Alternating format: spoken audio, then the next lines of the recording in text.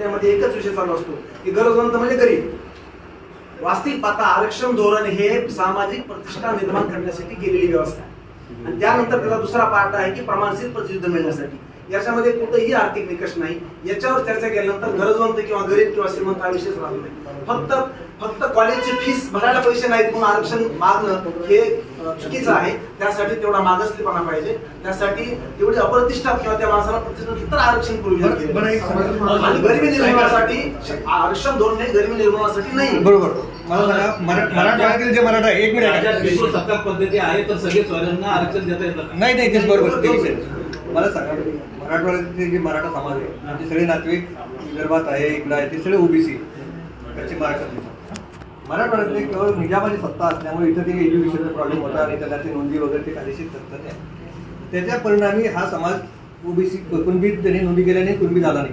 त्याच्यामुळे ह्या देशामधून वंचित राहील असं वाटत नाही. आता त्यावेळेच्या परिस्थितीला नाही हेच उत्तर द्या. मेन कारण म्हणजे इथली निजामाची जी राजवट होती, इथले जे गोरगरीब समाज होता मराठा समाज, त्यांना ते शिक्षणापासून दूरच होते. ओबीसी आणि मराठा काही वेगळं नाही.